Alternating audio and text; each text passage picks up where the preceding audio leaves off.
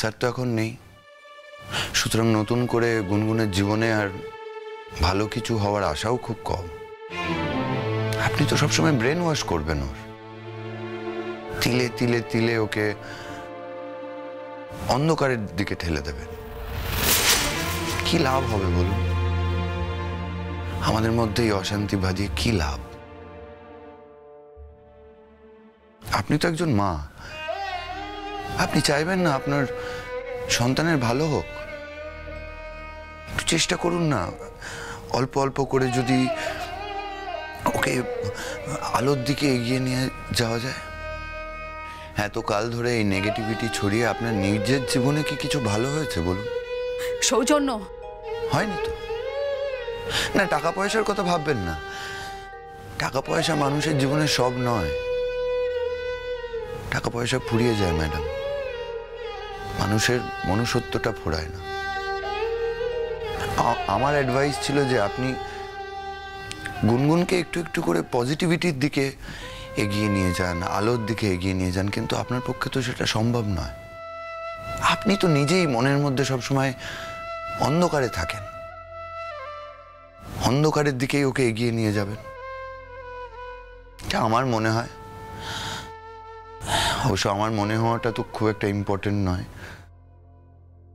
আপনার মেয়ে তো আমার কাছ থেকে সমস্ত অধিকারই কেড়ে নিচ্ছে।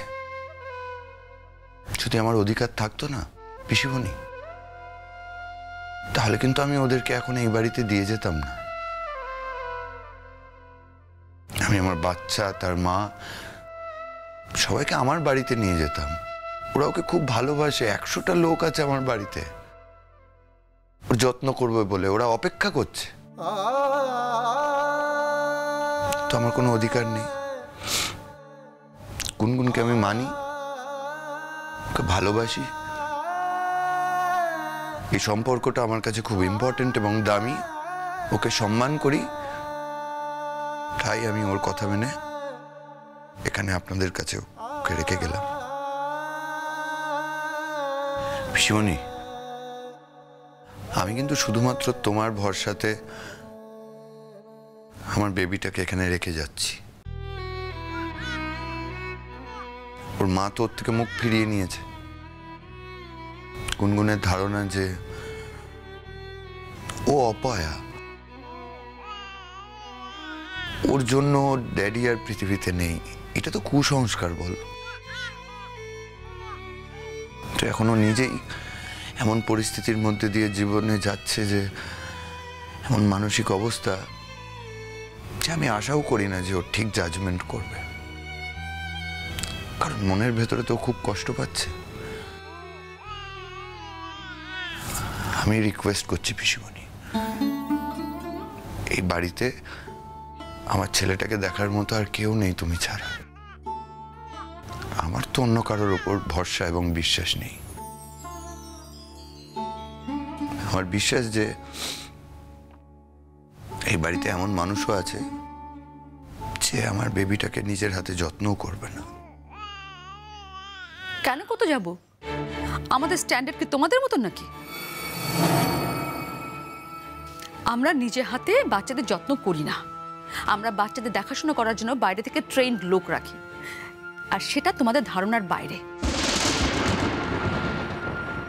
তোমাদের বাড়িতে থাকলে তো যত সব আনট্রেন্ড লোক বাচ্চার সর্বনাশ করে দেবে।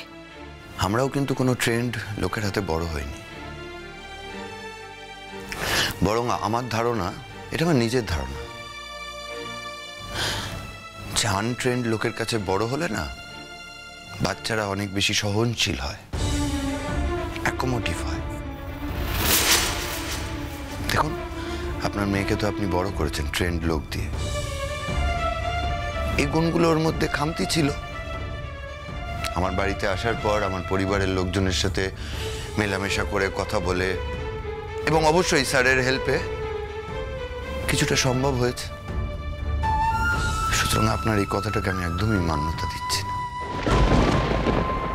আর গুনগুনের মধ্যে যে ভালো দিকগুলো আছে না, সেগুলো কিন্তু আপনার বা আপনার ট্রেন্ড লোকের কাছ থেকে পায়নি, স্যারের কাছ থেকে পেয়েছে। স্যারের গুণগুলো ইমবাইব করেছে। কি বলতে চাইছো কি তুমি? মা প্লিজ ওকে এখন এখান থেকে যেতে বলো না, প্লিজ ওকে এখান থেকে চলে যেতে বলো। আমার কোনো বাইরের লোককে এন্টারটেইন করতে এখন একদম ভালো লাগছে না।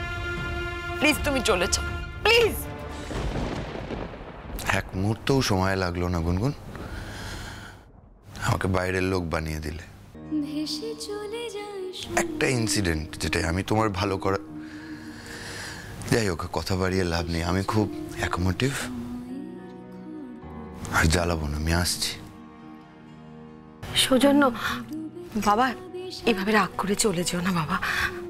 পরশু দাদার কাজ, তোমরা সকলে বাড়িতে এসো, কিন্তু দরকার হলে আমি নিজে যাবো তোমাদের বাড়িতে, বলে আসবো। অবশ্যই আসবো। স্যারের এই লাস্ট জার্নিতে সম্মান জানাতে আসবো, আসছি। কাউকে আসতে হবে না, আমি তোমাদের কারো মুখ দেখতে চাই না। সব চাওয়ার দাম দেওয়া যায় না গুনগুন। এসব মিটে যাক, আমি কথা দিচ্ছি আমার বাড়ির লোকজন কখনো তোমার আশেপাশে আসবে না। আমি তো আসবোই না। শোনা হয়ে যায় পুরনো দুয়ার, ঘর বাড়ি চেনা মুখ, স্রোতের সন্ধ্যা, স্রোতের আজান, স্রোতের দুঃখ সুখ, খড়কুটো খড়কুটো স্রোতে ভেসে যায়।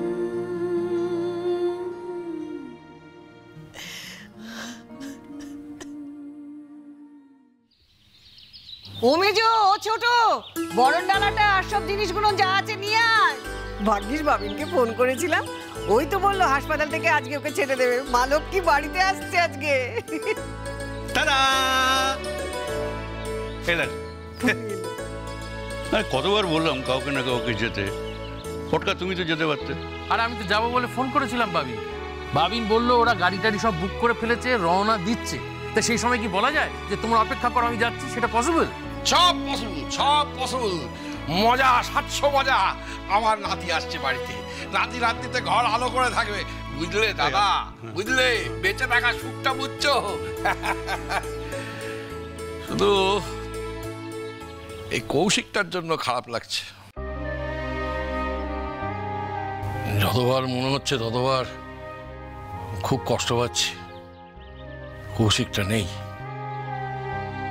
জীবনের এই সুসময়টা উপভোগ করতে পারলো না। আবার একই সঙ্গে সঙ্গে দাদুভাই আসছে, এ কথাটা ভেবে মন আনন্দে উছলে উছলে উঠছে। মনকে ঠিক নিয়ন্ত্রণ করতে পারছি না। মানে যা মনে হয় ঠিকটা সেটা বলে ফেললাম আর কি। উতলে উঠলে উঠছে, উতলে উঠলে উঠছে। তোমার তো খালি আনন্দ উতলে উতলে উঠে পড়ে। রিটায়ার করেছো আর এপাড়া ওপাড়া ঘুরে বেড়াও গান গাইবার জন্য। যেখানে ফাংশন হবে সেখানে গিয়ে লাইন দিয়ে দাঁড়িয়ে থাকো তোমাকে একটা গান গাইতে গাওয়ার জন্য, তাই তো? ওদের রিকোয়েস্ট করো যে আমাকে একটা গান গাইতে দিন না। তোমার লজ্জা করে না? তুমি আমাদের কোন লজ্জায় ফেলেছো একবার ভাবতে পারছো? বড়দা, আপনি কেন বুঝতে পারছেন না? ভুলটা তো আমাদের। ওর প্রতিভা আছে, সেটা আমরা বুঝতে পারিনি এতগুলো দিন, এতগুলো বছর ধরে। আজ ওর প্রতিভার বিকাশও ঘটেই ছাড়বে। ইয়ার কি হচ্ছে? ইয়ার কি হচ্ছে? তুমি আমাকে বল বল বল। তুমি আমাকে টিজ করছো, আমি বুঝতে পেরে গেছি। আমাকে নিয়ে তামাশা হচ্ছে না? ঠিক নয়, তামাশা হচ্ছে। হ্যাঁ, কিছু বলতে পারছো না? কি বলবে? 5টা মাত্র গান শিখেছিল, বিয়ে করার জন্য 5টা মাত্র গান শিখেছিল। মোটে গান নিয়ে কথা বলে। হ্যাঁ, 5টা। ওই 5টা গান আমি সুরে গাই। লোকে গান শুনে না মূর্ছা যায় না। তোমার একটা গান শুনলে সবাই অজ্ঞান হয়ে যায়।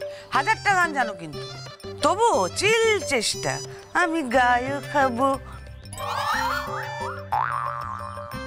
মেজো, এটা তোর খুব অন্যায়। তোকে আমি কতবার বলেছি না মেজো ঠাকুরপোর সঙ্গে এভাবে কথা বলবি না? আরে বাবা, এক একজনের এক এক দিকে ঝোঁক থাকে। ওর গানের দিকে ঝোঁক আছে। ও তার গুন্ডামি করছে না, না একটু গান ভালোবাসে গান করতে চাইছে। ওরকম করছিস কেন?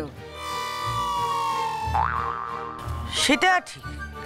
চুরি ডাকাতি ভণ্ডামি এসবের থেকে ঠিক একটু কান আমার ঝালাপালা হোক আর কি। সত্যি মেজ বৌদি, এগুলো করো না। তুমি দিনের পর দিন আমার মেজদার এই প্রতিভাটাকে ছোট করে এসেছো, এগুলো করো না। দিয়েছে তো বয়ে গেছে। হ্যাঁ, এই তো দাদুভাই আসছে, আসার সঙ্গে সঙ্গে ওর কানে আমি সুর ঢোকাবো, মানে যাতে মাথার মধ্যে সুরটা খেলতে থাকে, একেবারে যত বড় হবে সুরের মথিত হয়ে যাবে আর কি। চুপ করো তুমি, একদম ঝামেলা করবে না, একদম এসব নিয়ে বাড়াবাড়ি করার কোনো চেষ্টাই করবে না তুমি।